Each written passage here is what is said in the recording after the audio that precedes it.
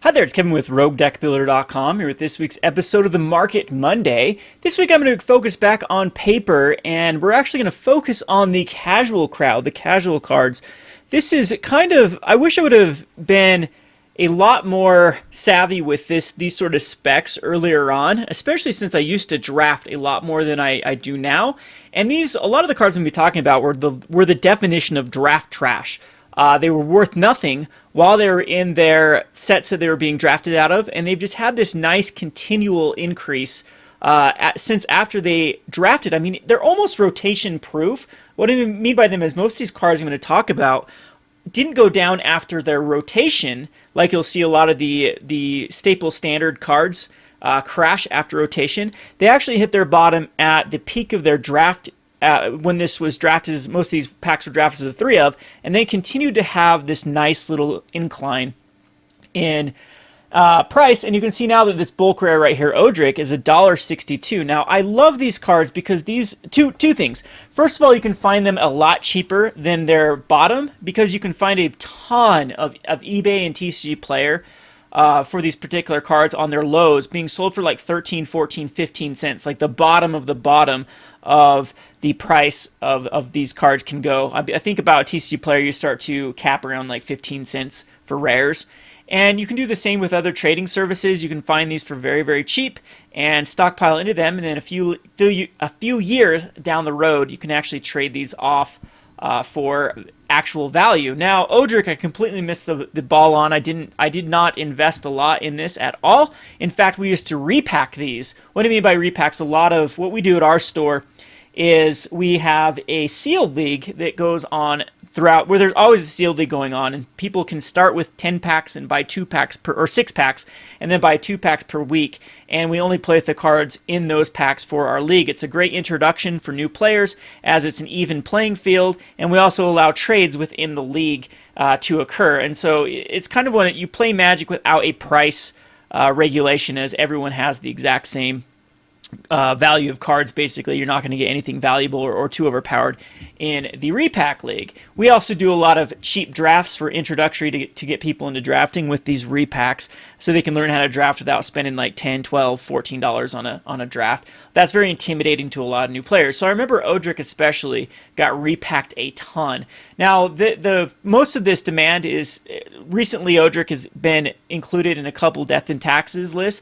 I think I've actually seen this card be played in Legacy, but kind of keep that off to the side here, because Legacy, a lot of these like Wasteland type decks, you can basically use any card as your finisher, and it's fine. You don't have to have a particularly strong 4-drop or 3-drop if you've locked them out with the traditional Death and Taxes type list. So a lot of Death and Taxes in Modern actually like Odric because it just wins the game. It forces a bunch of blocks on to creatures that your opponent doesn't want you to block.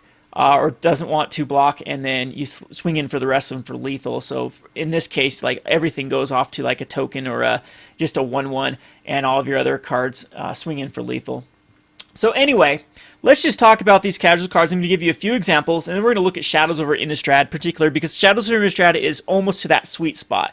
Not quite, because it is going to be drafted with Eldritch Moon, but it's almost that sweet spot of its peak drafting. And once that the end of the road for the peak drafting occurs, that's when you want to pick up these bulk rares that are going to have this nice trajectory for the long term. So Odric, you can see, was an M13 card. M13 was quite a popular M set because I believe there was a lot of cards out of the set that people wanted to pick up for standard. I believe Thragtusk was also in M13, correct me if I'm wrong. And so a lot of people did draft M13, triple M13. So you can see that it started to actually go down to its very bottom. After it started being drafted, it hung around $1 at one point, and then by the time the M15 was released and it rotated, it was down to the 50 cents bulk price, and now you can see that it has just steadily increased for the last few years after that rotation time. Another one I know that I repacked a lot, and we threw away so many of these classes of Akros. You can see kind of the same thing. It was bulk as it actually started, and this is just like a casual favorite because it does have Defender and Indestructible, and in Commander you can actually make this a 20/20 quite easily, and so it actually didn't even start off very good, and at the height of its draft season, right here, it actually hit its lowest point, about 40 cents. It also dipped down to 40 cents one more time at rotation time, and then it's just been a steady increase from then. We've got Return to Ravnica as well. Grave Betrayal was this type of card too. So at Return to Ravnica, it starts off, it hits its lowest, it drafts at its peak draft season, and then also hits its lowest again one more time at rotation, and then it is just gone up and up and up and up and up, $2.12. That's not a bad little increase to double its value, and if it continues to do this, I know that it's a very popular Commander card, especially in Marchesa decks, as it's almost in every Marchesa deck because it synergizes so well. It's a very popular Commander. So, it's just the supply has been outstretched by the demand, and this card has doubled in value. So another example, Stronach Resonator from M14. You can find it. It was drafted. People wanted them for the Commander decks early on. It hit its at rotation time. It hit its lowest, and now it's up to $2.60. Sees zero competitive play. This is all casual and Commander demand. So I hope that's just a few examples that I can give you for cards that you can start to really focus on from, I would say, any of the cards that are rotating. Usually I do a rotation specific list for like the cards from Dragons and Origins that we're going to see. But Shadows also has that little sweet spot that you can actually pick these up. Why I say it's easier to pick them up during their height of their draft season is people are actively looking to get rid of them. Rotation, some of these casual cards are a little bit rarer than you'd think because no one's held on to them. They've ended up in bulk bins and whatnot. But draft trash right at the peak of the season, that's the easiest to get for throw-ins. The term throw-in is when you're doing a trade. If you're a savvy trader, you should always look for throw-ins. So what I used to do is, say we'd have a quite even trade or not quite even trade, like my trade would be a little bit more valuable. I'd look and say, hey, mind sweetening the deal, throw in a couple Stronach Resonators you have in your trade binder, and these competitive players be like, yeah, they're draft trash. Sure, I don't care. They just want to get that trade done. And so you might as well get some extra value, and lo and behold, a couple years later, that Stronach Resonator is probably worth more than those Hell Riders that were in the trade. So it's just about managing your collection to its optimal point when trading competitive cards when they're high, and trading for casual cards when they're low, and vice versa. So now you can start unloading like the Stronach Resonators back for competitive cards that might actually see play after this next rotation. So anyway, let's just go ahead and look at Shadows over Innistrad. We can see that the value of Shadows over Innistrad is actually still quite high. We have two mythics at $27 or above $25. And two more mythics above the $10 range, and then a rare at $8.50, a rare at $6.50. So it's almost at its bottom. I'm expecting Shadows of Innistrad to go a little more, but it's almost down to its very bottom. You'll see some of these mythics continue to go down in price, and some of these rares, $3.60 for a Cryptolith Rite that is seeing tons of play. That shows you just how much the Shadows over Innistrad has been open. So the casual cards I like to look at are going to be down in this 40-30 cent range, and of course you're never going to be paying this amount for these rares. You're going to have these as throw-ins. You're going to have these as, you can buy them a lot of times like 15 cents in package deals on TCG Player, and then they will go up in the long term. So I'm a huge fan of any of the Lord type abilities. The first one I really like is Rattlechains, because Rattlechains is actually one of those cards that could become incredibly powerful after rotation if a flash or a spirits based tribal is going to be something. We are going to see a lot of probably flyers out of the next set when we go to Chandra's homeworld with the Thopters, which Rattlechains might fit in a nice little tempo flying deck. We're also going to see probably a lot more spirits in Eldritch Moon. And this card is incredibly powerful with spirits. It's just one or two spirits off from really becoming a very solid strategy. And I can say the same thing with zombies and vampires and even werewolves in the set. So those are the type of cards I like to pick. I think Rattlechains is about the safest card to pick up, and it isn't going to be rotating anytime soon, and it's just right about its draft peak season. And so I think that Rattlechains is a very good card to pick up. Area Interlude is one of these cards I'm kind of like iffy about, because Area Interlude was in the pre-constructed deck, in the dual deck, and it is an incredibly powerful card in any sort of casual type format, and it's almost modern playable. I've messed around with it in modern decks. Definitely standard playable. I have it in a Flicker deck, and it's phenomenal, especially the Goblin Dark Dwellers, as they have such good synergy, and that combo is going to be around for quite a while, as well as the Eldrazi Displacer is in white, and it does a very similar type strategy. Now, we had a lot of Enter the Battlefield cards that brought in Thopters in the 2016 or excuse me, Origins, and the Chandra's Homeworld was that Thopter-based theme, so we might see a lot more Enter the Battlefield Flicker type theme in those type of sets. So Area Interlude is another card that I think is pretty decent to spec into at the moment. Ever After is another one that I've heard a lot of people talk about in the casual crowd. It is a card that gets back 2 cards from your graveyard, which we haven't seen many of those type of effects. We have Victimize, I believe. Is it the one where you sack a creature and bring 2 more in? And there is the one out of Theros that you sack a creature and then bring the sacked creature and another creature back in. But Ever After actually turns them back into zombies. It's a 2-for-1, which is exactly what you want to see in like a commander type format.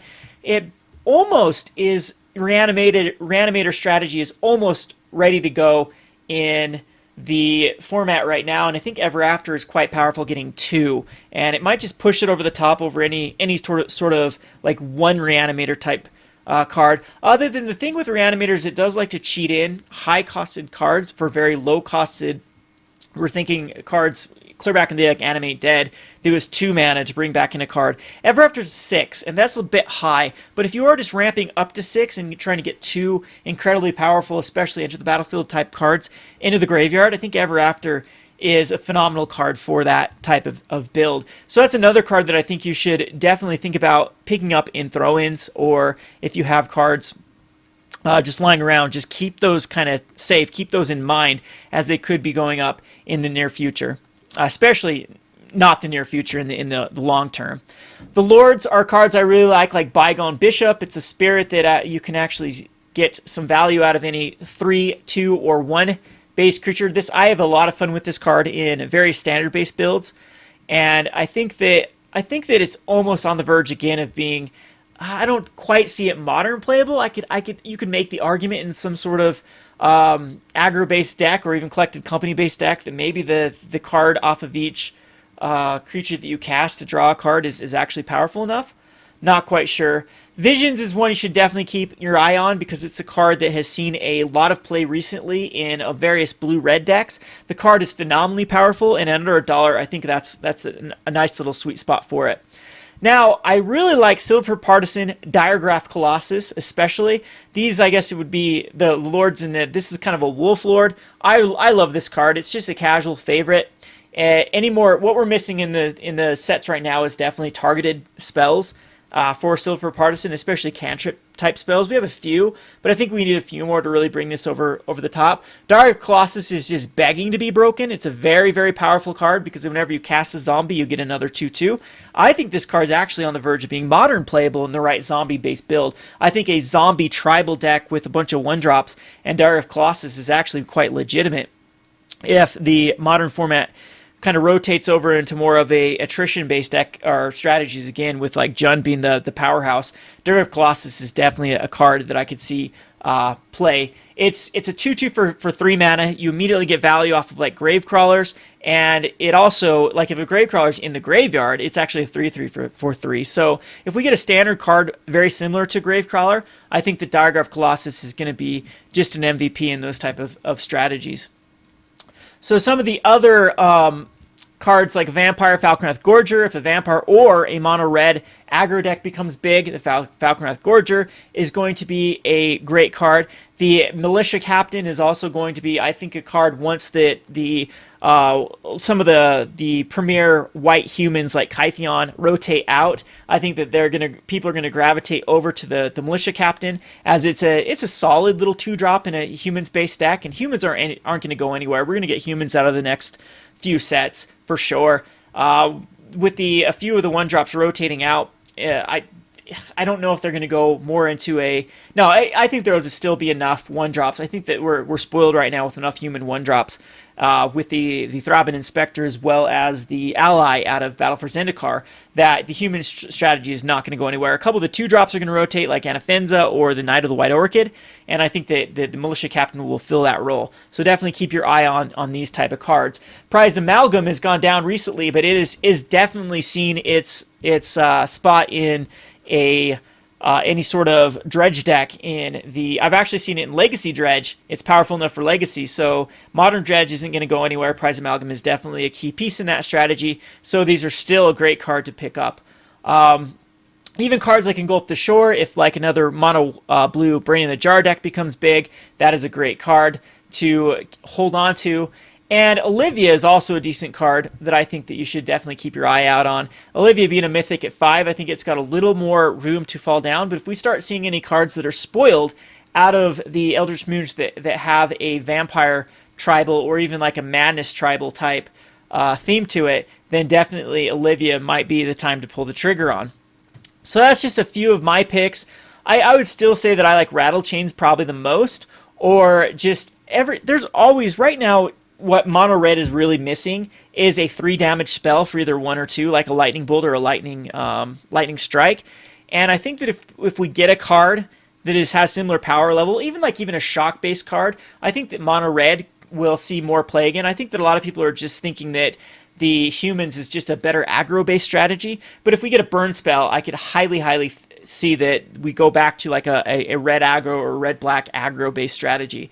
And the Falconwrath Gorger is a pivotal piece in this. We've seen very similar cards like this that didn't see any play in their respected blocks, but as soon as another card or sets rotated out, all of a sudden mono red was just a very good strategy. Think Hellrider here, and then everyone's going to have to pick up 4 of these that is in that theme, and then this card goes from that $1 to $5 basically overnight.